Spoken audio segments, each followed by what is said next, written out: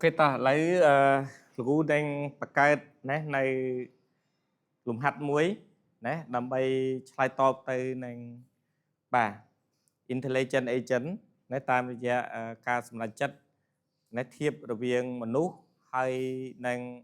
AI agent nè rồi có tệ nghĩa slide bay phần dừng tá nè pê ná việc của tên hôn pê ná của lụa hôn hay pê ná của rong chămในขนมการติ้งหรือการลวกนั่นให้ได้ยิงอาเทียบเตยในการสำหรับจัดผ่อนมนุษย์จังมนุษย์อาเนี่ยติ้งเป็นได้กำปงไคล้อาลวกเป็นกำปงเท้าเนี่ยอาศัยเตยนั่งอารมณ์หรือก็อาจจะตรงนั่งให้พอลนามวยได้มนุษย์อาจมีนจังยังอาจมือเคยจำปีเพียบข้อนี้เราเรียกมนุษย์ให้หนึ่งมิสินเนี่ยเพื่อการโดยมันมีการเนี่ยปลาร้อมรีไอมนุษย์อาจมีนลีลอมจมูกในการปลาร้อมแต่อาจจะมูลให้นอมเอามีนปัญหาในขนมกาสมรจัดปปุกวัดจังในครั้งนี้คือลูกนังประกาศในเนี่ยโฟลเดอร์หลังยังดาวพิกทีปีจังลูกดับพิกทูเนี่ยจังให้ตัวเมาส์ยืนนังจับประเด็นเนี่ยประกาศไฟล์มวยบ่าในเจประกาศไฟล์มวยในขนมดังเมาส์จะหอเลยลูกโดชมูเวียสันได้วิกทูจ้ะเนี่ยต่อมาติดลูกประกาศไฟล์ในขนมนั้นยังได้เนี่ย agent f.py สมตุ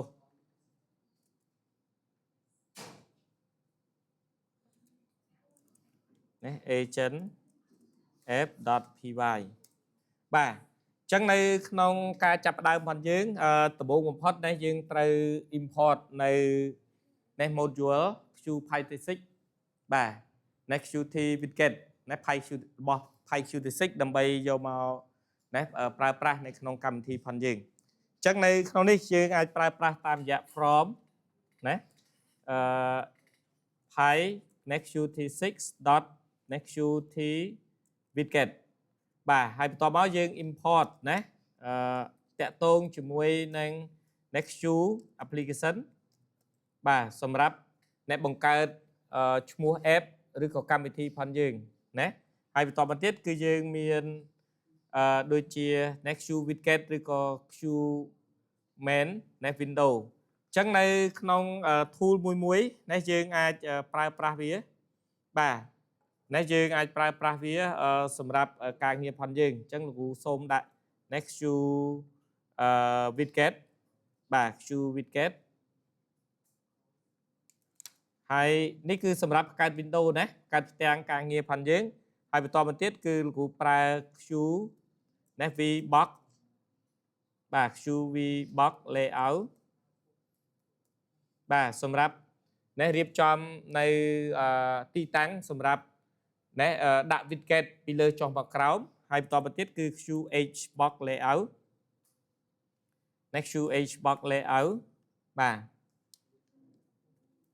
ในสำหรับเรียบจอมวิดเกตในขนมมวยจัวเด็กโดยยืงอาจดับบานในวิดเกตดับเรียบในจีชรันคอลัมน์ประตอบเนี่ยให้ประตอบมันติดคือยืงอาจแปลนะโดยจีเกี่ยวกับทาง Q group box นะ Q group box บาง Q group box นี่คือยืงประกาศนะประอบเวียมวยสำหรับดับนะฟิตเกตโจแต่ขังขนมนั่งให้ในขังขนมนั้นคือยืงอาจประกาศนะทูลปีใบจังไต้ก็บันไต้เวทระดับในขังขนมนะในเกี่ยวกับทาง Qhbox หรือก็ QVbox ในขังขนมนั่งของได้ให้ประตอบมาคือยืงไตรเรียบจอมนะใน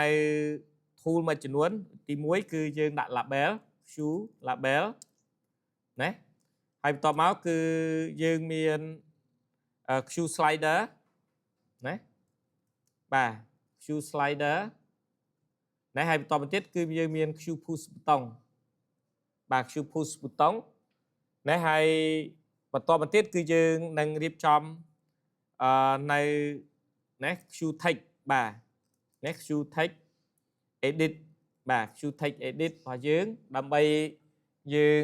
ดับไปโจลใน ណែនៅលទ្ធផលក្រោយពេលដែលមនុស្សឬក៏ agent បានធ្វើការសម្រេចចិត្តរួចរាល់ហើយអញ្ចឹង tool ទាំងអស់នេះគឺវាមានសារៈសំខាន់ណាសម្រាប់ការងាររបស់យើងបាទហើយបន្ទាប់ពីហ្នឹងមកគឺយើងអាចធ្វើការណែ import នៅ Q core បាទ Qt core គឺសម្រាប់ណែបញ្ជាក់ពីសកម្មភាពអញ្ចឹងលោកគ្រូអាចទៅសេណែ from pyqt6.qt core ណែហើយយើង import Qt ដែលជាណែ tool សម្រាប់យើងយកមកប្រើប្រាស់សម្រាប់ការងារផងយើងហើយបន្តទៅទៀតគឺយើងមាន import sys ណែ import sys គឺសម្រាប់យើងធ្វើការជាមួយនឹងណែណែនាំ program ផងយើងឲ្យស្គាល់ឬក៏ទៅកាន់ OS ដើម្បីទទួលស្គាល់ណែពី program ផងយើងបន្ទាប់ពីយើងរៀបចំនឹងរួចគឺយើងអាចបង្កើតនៅ class ណែតាមរយៈ OOP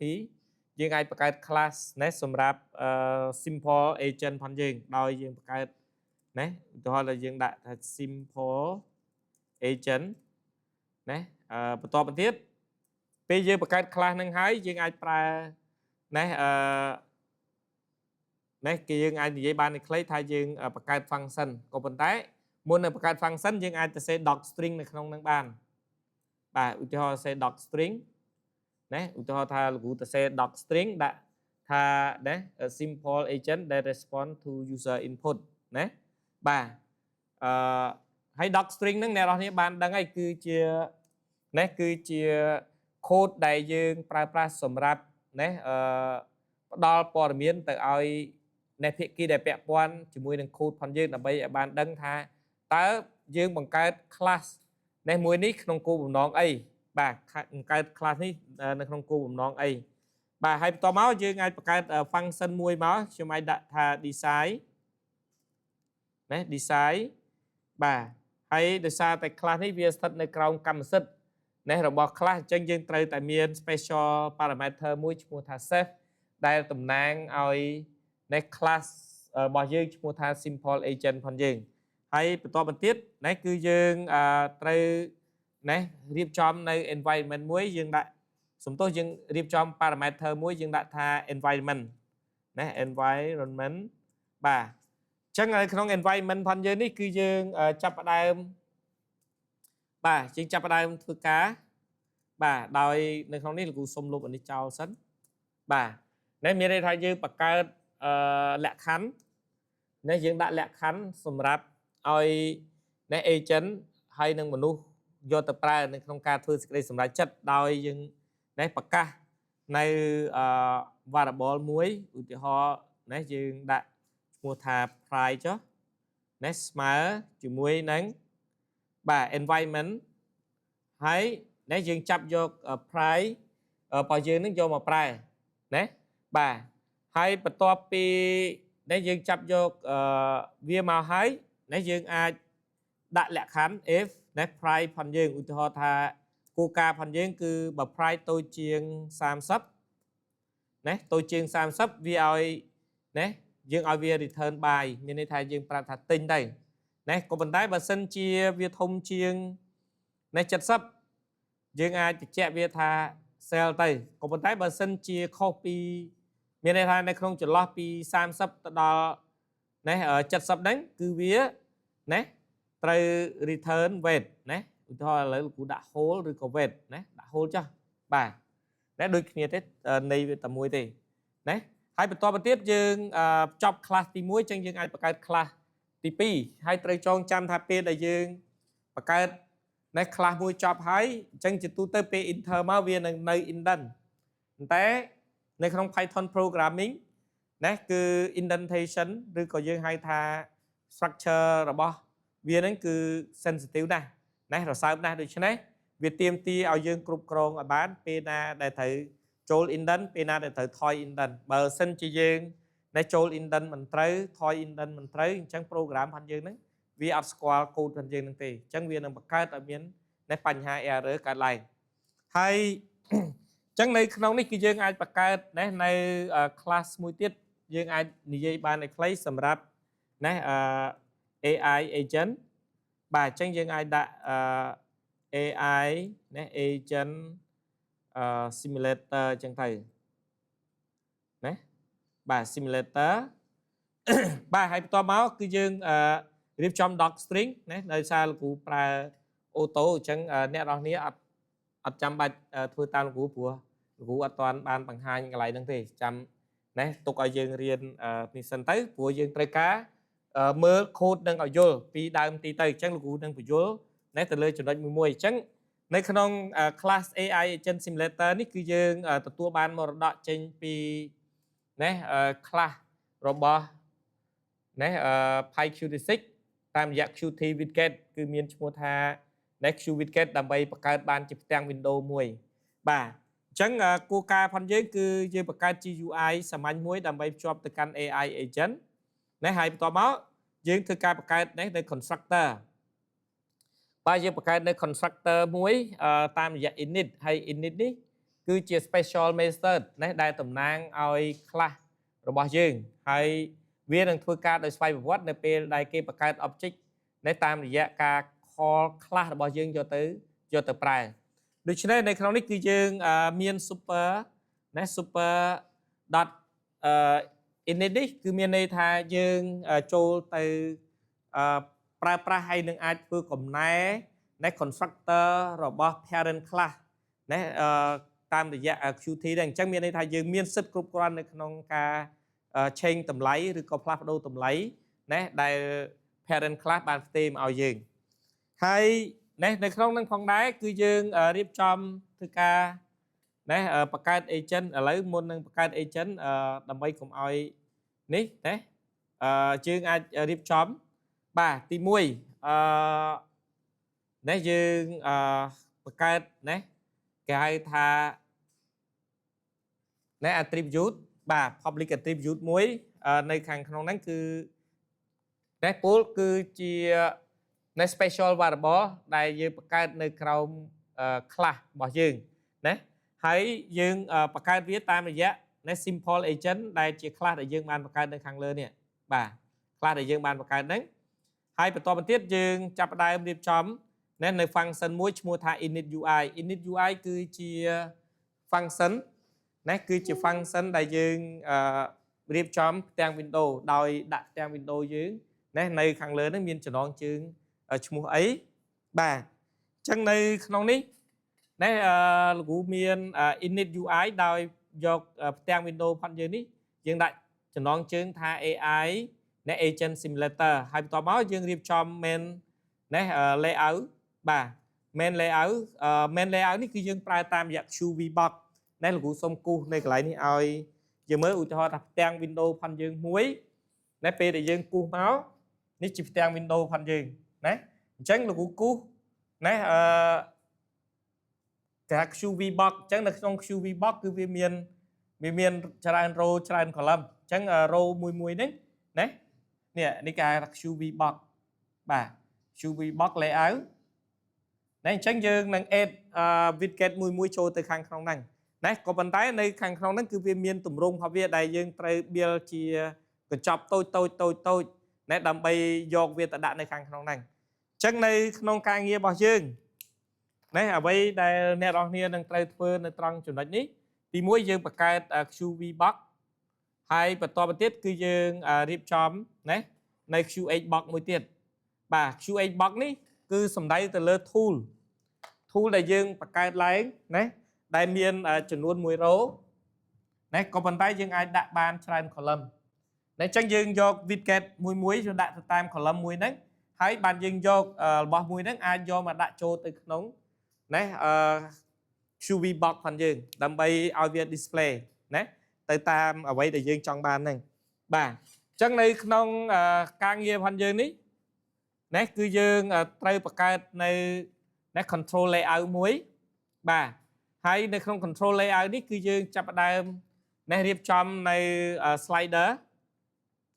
បាទអញ្ចឹងលោកគ្រូបង្កើត slider មួយដោយដាក់ឈ្មោះថា price slider ហើយយើងបង្កើតវាតាមរយៈ slider class ណាដែល import ចេញពី PyQ6 បាទផងយើងហើយយើងប្រើតាមរយៈ Qt នេះគឺយើងចង់បញ្ជាក់អំពីណា slider ផងយើងហ្នឹងតែយើងចង់ដាក់វា đại việc phát đế còn đại việc bị cho bởi dương trong đại phát đế dương đại orientation dot horizontal này hai bà sinh chỉ dương trong bàn vì bị cho trong dương đại orientation phần dương cứ vertical viên đừng bị cho slide nâng còn bên đấy cả bị cho slide vì áp sơ xa vì áp xóm chỉ mùi nâng này đang càng nghi dương tỷ được này này dương cùng nọt này horizontal phần viết cứ này chia tùm rung đế bà hay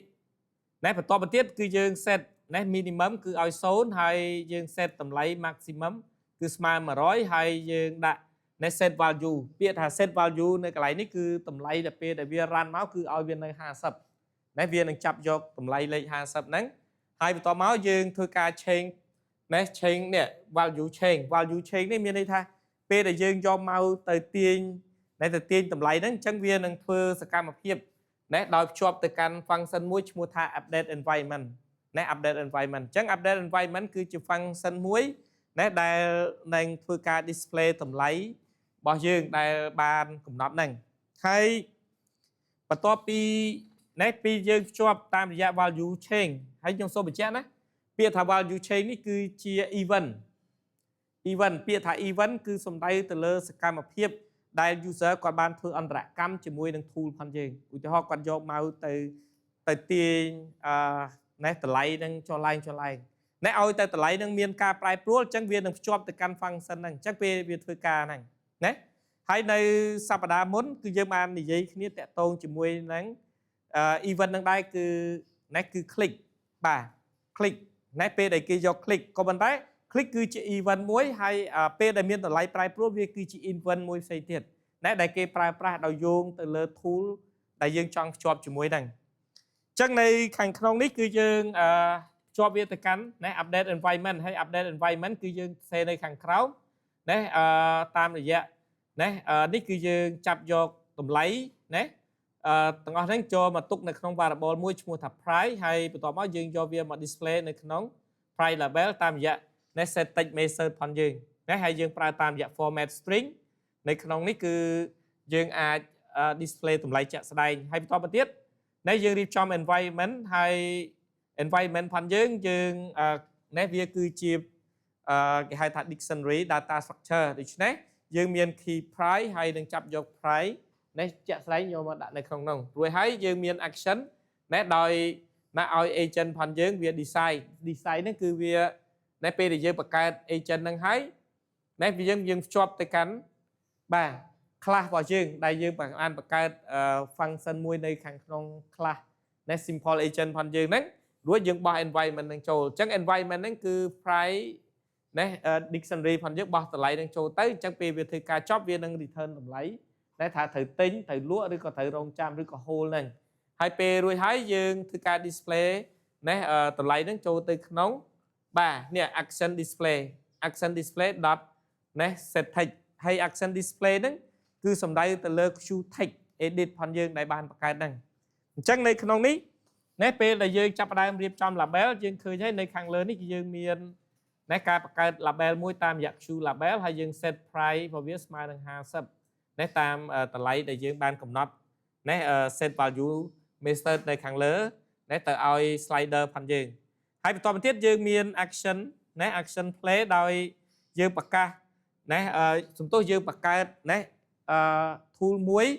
này đòi bậc cao tam dạng chu text edit này chắc là không chu text edit phần dương bạn là không chu text edit phần dương cứ ăn nhát ao dương ai phải trâu text này bàn trai làn này trâu trai làn có bàn tay text tầng ở đấy cứ dương set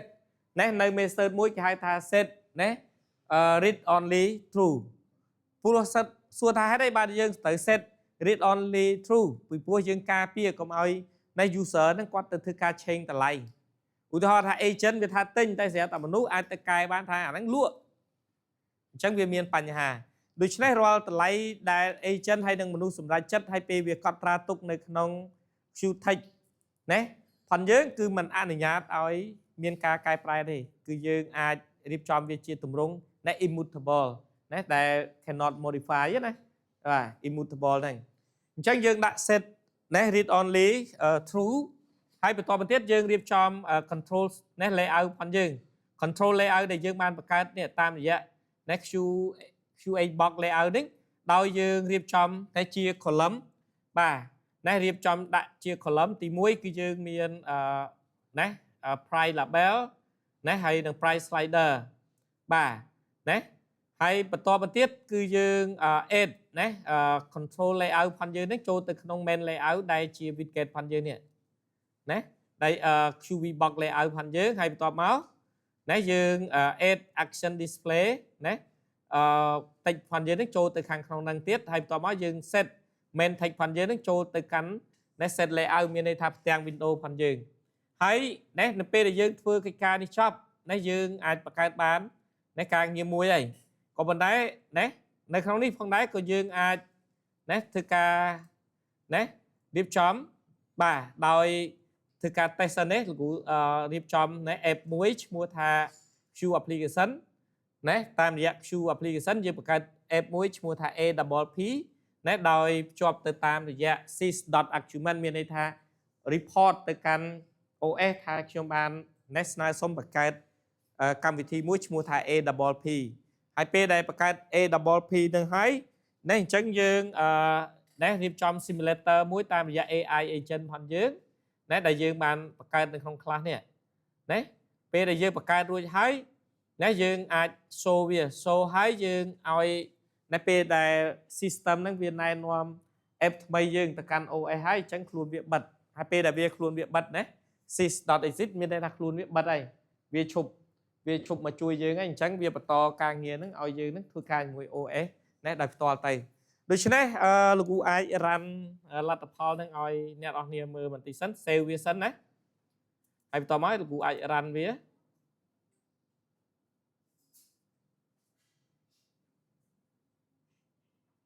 បាទនេះគឺជាតម្លៃណា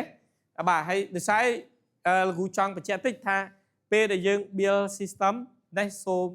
ធ្វើការ build ជាតំណាក់ណាយើងថែយើងសរសេរបានប៉ុណ្ណឹងយើងមើលឃើញសិនហើយ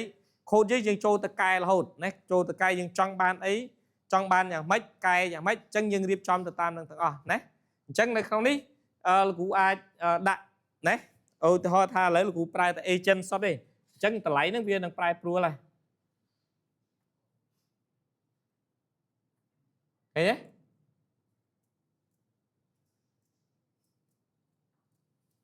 បាទអញ្ចឹងពេលដែលលោកគ្រូឈប់កន្លែងដែរវាចាប់ដើមវាចាប់ដើមធ្វើការសម្រេចចិត្តភ្លាមណាថាត្រូវទិញត្រូវលក់ត្រូវហូលគឺការងារផងវាណាវានឹងជួយយើងនៅក្នុងហ្នឹងហើយបើលក្ខខណ្ឌយើងមានកាន់តែច្រើនហើយយើងមានទិន្នន័យណាយោងទៅឲ្យវាទៀតអញ្ចឹងវាអាចធ្វើការសិក្សាបន្តទៀតក៏ប៉ុន្តែណាសម្រាប់ជំហានដំបូងយើងគ្រាន់តែសិក្សាទៅលើណាលក្ខខណ្ឌបែបសាមញ្ញទេដើម្បីឲ្យអ្នកនរគ្នាមើលឃើញថាតើការងារផងវាហ្នឹងវាត្រូវរត់ចេញពីណាទៅណាហើយទៅសកម្មភាពយ៉ាងម៉េចណាបាទនេះគឺជាលំហាត់ណាតូចមួយដំបូងណាខ្ញុំសូមណែនាំអ្នកនរគ្នានៅក្នុងវីដេអូប៉ុណ្ណឹងតែណែពេលអ្នកនរគ្នាចាប់ដើមធ្វើលំហាត់ជាក់ស្ដែងមួយទៀតគឺសូមធ្វើទៅតាមណែ slide មេរៀនផងខ្ញុំណាអានេះគឺខ្ញុំគ្រាន់តែចង់បង្ហាញឲ្យអ្នកនរឃើញថាសកម្មភាពហ្នឹងវាត្រូវបានអនុវត្តហើយនឹងប្រែប្រួលទៅតាមភាពជាក់ស្ដែងណានៃទិន្នន័យដែលទទួលបានពីណាតែបាទពី slider ផងយើងអូខេអញ្ចឹងតែសរុបមកវិញគឺយើងមានលំហាត់នេះមួយនេះហើយសង្ឃឹមថានេះលំហាត់នេះវានឹងប្រែប្រួលដែរអ្នកនរគ្នាឃើញទេខ្ញុំអាចពង្រីកវារត់តាមណាទាំងអស់វារត់តាមហ្នឹងអញ្ចឹងខ្ញុំអាចពង្រីកតូចធំអីគឺអត់មានបញ្ហាទេអញ្ចឹងតម្លៃវាណាវានឹងប្រែប្រួលទៅតាមនឹងដែរបាទណាយើងអាចត្រឡប់មកតូចវិញនេះគឺជាការងារផងយើងដែលត្រូវអនុវត្តណានៅក្នុងនេះហើយចំពោះ push button group box នេះលោកគ្រូអត់ទាន់បានប្រើទេតែនៅក្នុង project យើងណាយើងត្រូវប្រើវាទាំងអស់ណាបាទអញ្ចឹងដោយសារលោកគ្រូគិតថាណាចំណុចចាប់ផ្ដើមផងយើងឲ្យវានៅតូចប៉ុណ្ណឹងសិនចុះហើយធ្វើអាលំហាត់ដែលលោកគ្រូដាក់នៅក្នុង slide ចុះអូខេអញ្ចឹងសូមបញ្ចប់ណាលំហាត់មួយនេះត្រឹមហ្នឹងសិនបាទអរគុណ